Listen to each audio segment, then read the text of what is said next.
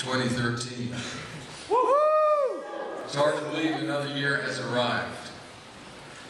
It's hard to believe that another year has arrived with so much turbulence and uncertainty in the air. As I sat there and listened to Pastor Rob talk about Sandy Hook, I realized that there are reasons on every hand to be afraid, even as the new year dawns.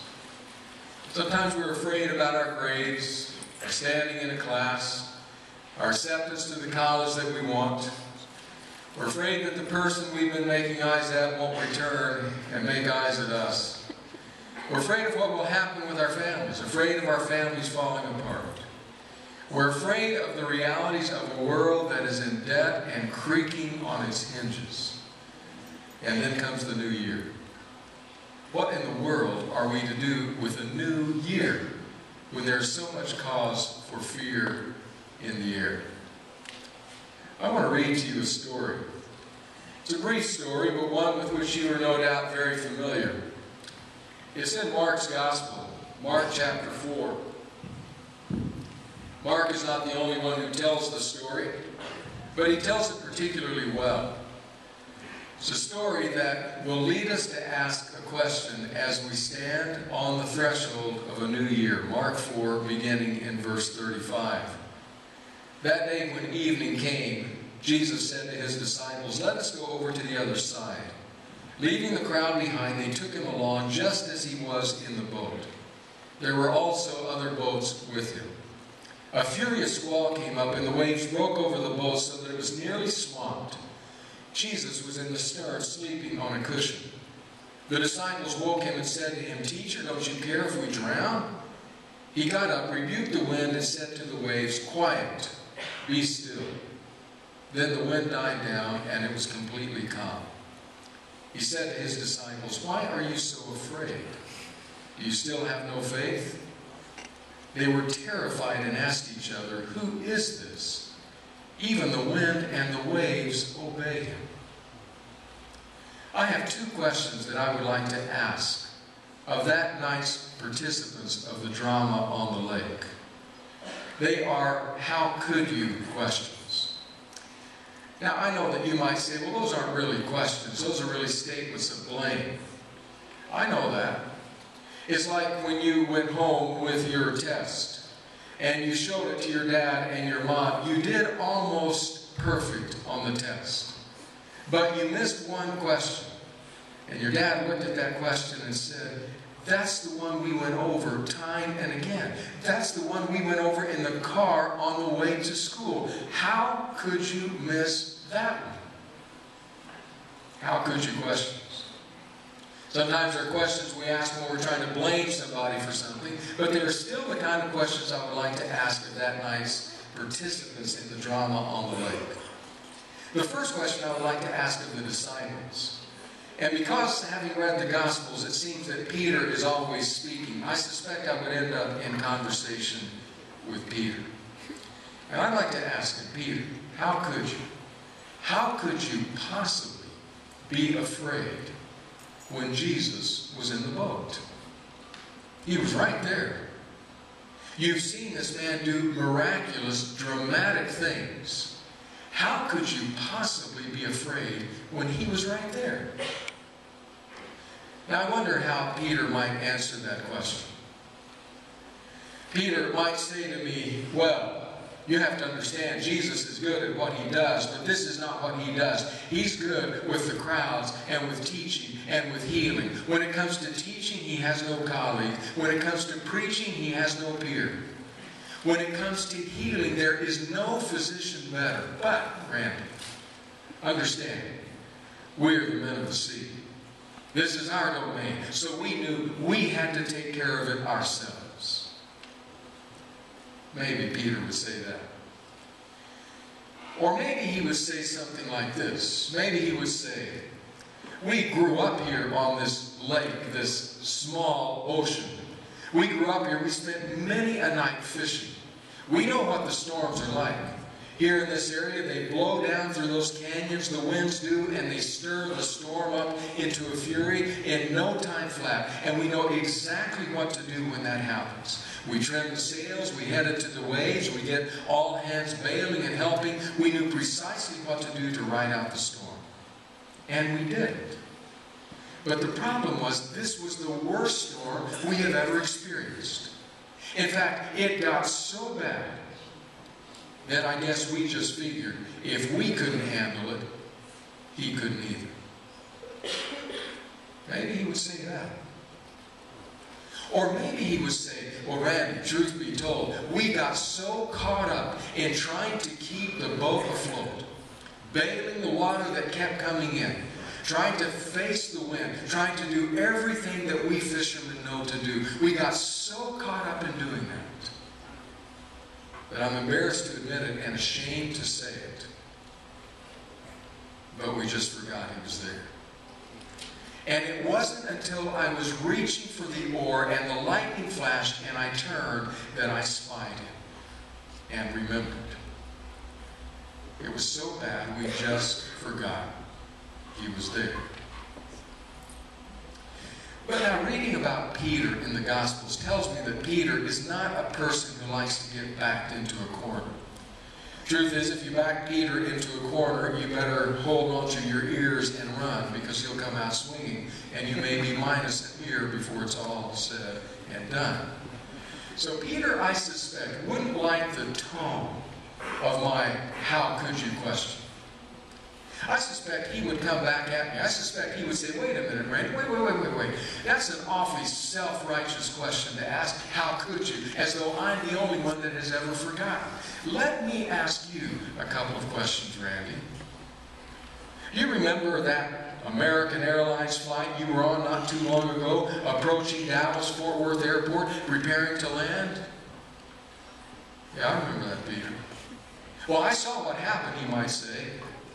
You were thinking, remembering back to the Delta jet that had crashed years ago approaching DFW Airport. It hit that wind pocket, that wind shear that slammed it into the tarmac. Many people died. You never land at DFW, Randy, without thinking of that Delta jet, do you? Well, yeah, I saw, says Peter. I saw when the American jet you were on was approaching, hit that wind pocket, and suddenly dipped. Your heart was in your throat.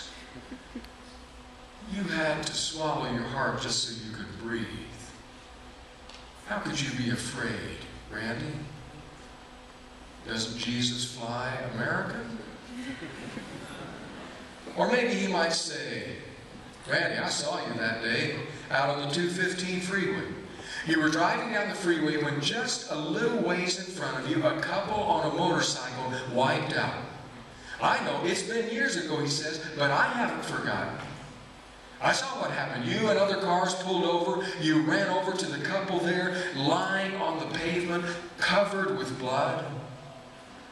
I saw that, Randy, Peter might say. AIDS was in the news at that time. There was a lot of uncertainty about AIDS. That couple was in need. And I saw you looking at your hands, trying to see if there were any cuts, afraid to touch them. What's wrong, Randy? Doesn't Jesus drive the 91? Well, Peter, all right, look, let's make a deal. I'll cut a deal with you. You don't ask me any questions. I won't ask you any questions. So we've both forgotten. It happens. But there's a second question I would like to ask. It's also a how could you question. This question I would like to ask not of the disciples, but of Jesus. Now I don't know, because I've never been on a storm on the ocean.